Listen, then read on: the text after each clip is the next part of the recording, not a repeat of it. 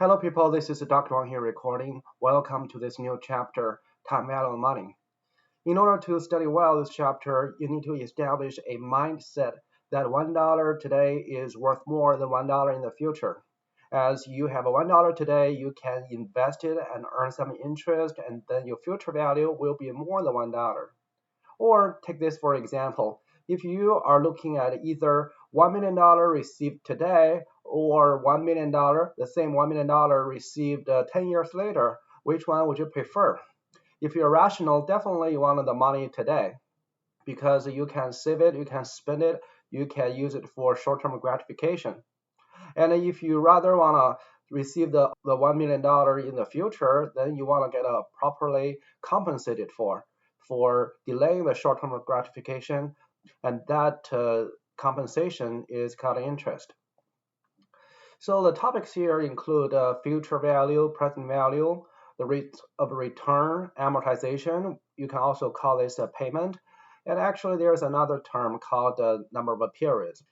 So if you look at a streamline of cash flow, you have a cash flow 0, which incurred today, and then you have a cash flow 1, 2, 3 in the next 3 periods.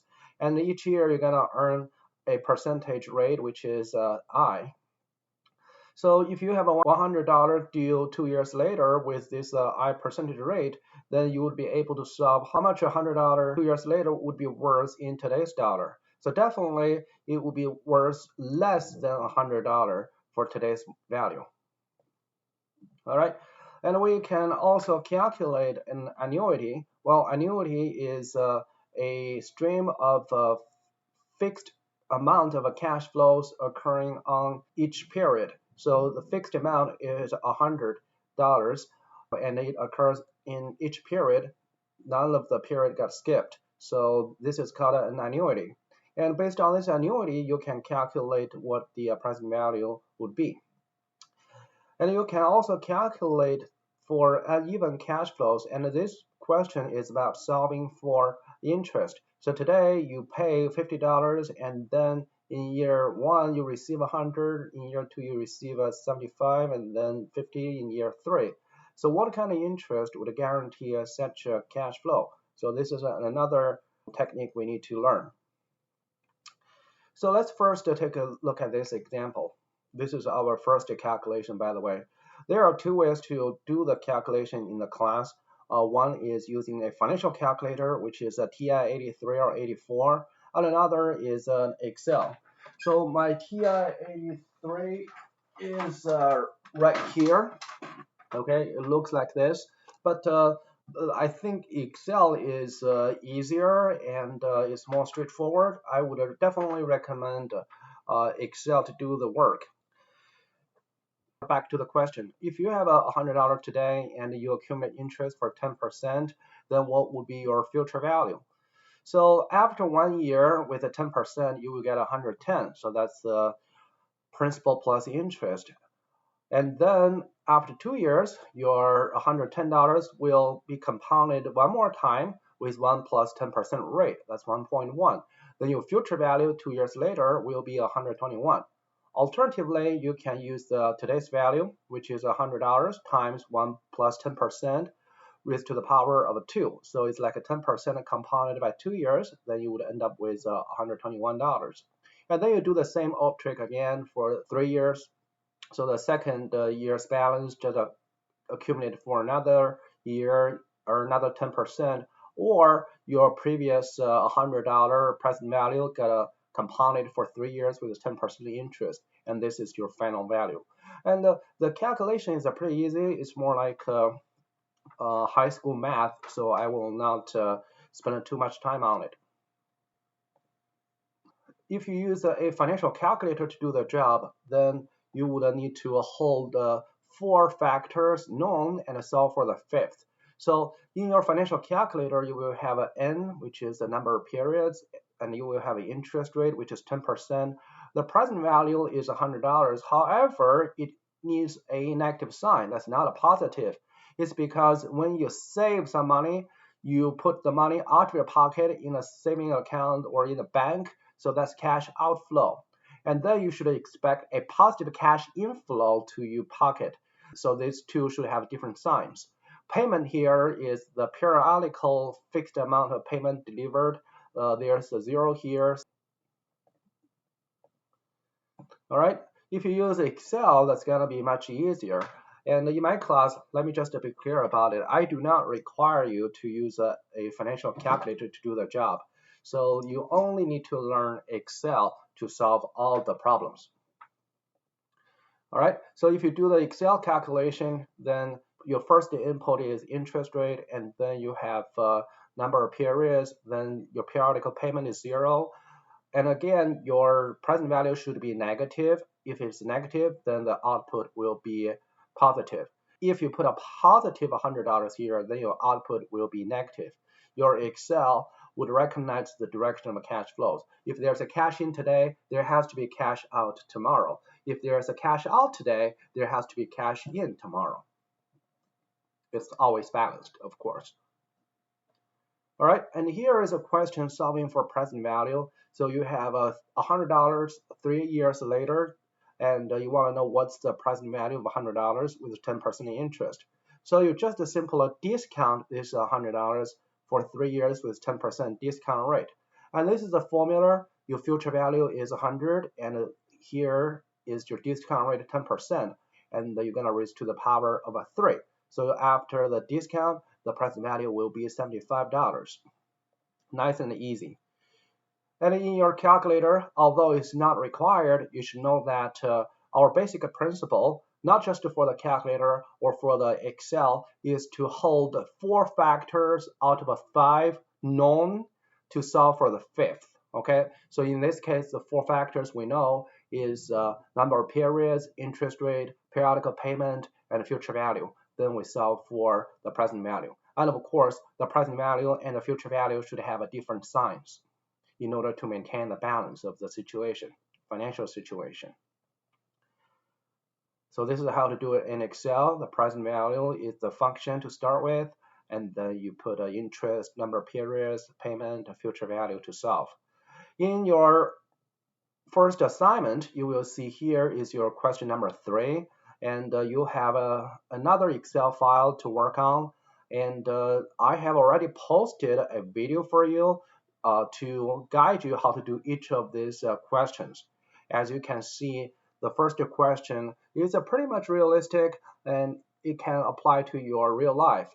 Suppose that you invest $500 in a saving account that earns 3%. So what will your account be worth in 5 years? So you save $500 today, you earn 3% per year for 5 years. You want to know your future value. So it's pretty easy. Just use a future value function. And Excel is pretty nice. It shows you the hint of what to put first. So the first input is 3%. Not number 3, but 3%, or 0.03. And then you have 5 years. Payment in between is 0. Your present value is a negative 500. And the type here is the method of payment. Since we have 0 payment, so we can just ignore it. And then this is your result. So nice and easy. So $500 today is worth $579 5 years later if I can earn 3% interest per year. So I will teach you exactly how to do all of these questions one by one. All you need to do is replication. It's just a copycat. As long as you follow my video instructions, you can get the perfect point. So back to my instruction. So here, you want to find the time to double your money, and you have a number of period here as the exponent. And today you invest $1, and later you get a $2. So basically, you invest them double with a 20% interest. If you use a mathematical formula, you gotta use the log function, the natural logarithm, which is pretty hard, and I don't require you to do it that. And you can just use your financial calculator or Excel to do it. So it's about solving for the number of periods, and our basic principle is not violated. We still know 4 factors: interest, present value, periodical payment, which is 0, and future value. So these 4 factors are known, and we solve for the fifth, except that this time the fifth factor to solve is number of periods. And you can also use Excel to do it. The Excel formula is NPER, and here are your inputs. And once again, this will show up in your assignment 1, question 3, and I teach you step by step how to do it. So I'm not worried about that part yet.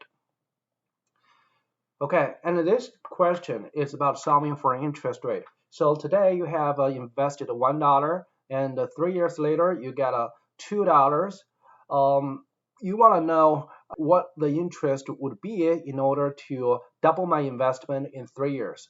And you can solve it mathematically. Well, the math part is not that hard, but it's not quite required out of you. Still, we use the same principle. We know 4 factors, we input 4 factors, we solve for the fifth. At this time, the fifth factor to solve is interest rate. All right, and this is the Excel formula. So you have a 3 years, 0 payment each year.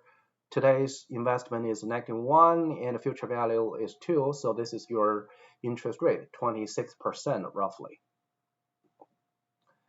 Okay, the next one is annuity. While I have clearly mentioned that annuity is a stream of cash flows which is at fixed amount and is delivered on a periodical basis, and each period there is the same amount of cash delivered. Well, there could be a difference. You could deliver the cash at the beginning of each period or at the end of each period. If it is at the end of each period, then we call it ordinary annuity. All right, this annuity is ordinary. So what would be the ordinary annuity? It's like your credit card payment. It's like your mortgage payment or car loan payment. You take the loan today, you get a lump sum of money to buy a car, to buy a house, and then you're gonna pay it back each year at the end of each period. Annuity due is a little different. The payment is made at the beginning of each period. So what would be the example of annuity due? It's like your rent. I pay my rent or assessment fee at the beginning of each month. I pay my cell phone bill at the beginning of each month. The amount is fixed. However, the payment method is at the beginning of each period. So that's called annuity due. All right. So once you have a stream of payments, and you know that this is an ordinary annuity, as it's clearly mentioned. Ordinary annuity, you know the payment method is made at the end of each period. And your periodical payment is 100. So you want to solve for the future value. Well, you can compound each of the $100 payment to a future value. You see the first year and the payment, you compound it for 2 years to the end of a third year, that's 2 years. And then the second year payment, you compound it for 1 year to the future value. And then the last year payment would just be itself. There's no compounding. And then you add them up to get a future value. This is the mathematical formula to do the job. It's not required. You just take a look at it. I can say this is pretty hard, and I really don't recommend you to do that because we are at MBA level class and we should use the most efficient way, the technology to solve all the work except doing all the math tricks. So if you use a calculator to do it, the factor you need to solve is a future value, and you know your number period is 3, interest is 10, present value, there's no present value. You started saving until the end of a first year. And then you started saving starting at the end of a first year. And your payment is $100, so that's a negative, and you can see your future value will be positive. And this is the Excel formula to solve for the future value: interest, number of periods, payment, and the present value. And then you can also solve for present value based on the annuity. So if you are looking at a pension fund that pays you $100 each year for 3 years, so what would that pension fund be worth today? Then the value is 248, which comes from discounting each of the future payments to a present value and then sum them up. This is a mathematical formula. It could scare you, so you don't have to worry about it. and this is the principle. You know that you are going to solve for present value as the fifth factor. The other four factors are number of years, interest rate, payment, future value. And this is an Excel formula which gonna help you in the homework in your exam. Okay, so here you still are solving for present value. This is not the first time we solve for present value, except that this time we have a payment and our future value is 0. All right, and here is annuity deal. Well, annuity deal, as I said, it's the annuity where your payment are delivered at the beginning of each period. And right here today, you get $100, so that's the beginning of the first year. And right here, at the beginning of the second year, or at the end of the first year, it's the same time spot, you get another $100. And then at the end of a second year, or at the beginning of a third year, you get another $100. So if you look at these three payments, each of them is made at the beginning of each year, the beginning of a first year, beginning of a second year, and the beginning of a third year. And you can calculate it using math. Well, the thing is, if you use your financial calculator, then you should change the mode from end to begin. It definitely makes a much difference if you switch the mode, because you can see the cash flows get switched by one period. And make sure you select the begin mode. In your Excel, you can see that this is a term which equals to 1 if the payment is delivered at the beginning of each period. If it's a payment made at the end of the period, then this number would be 0.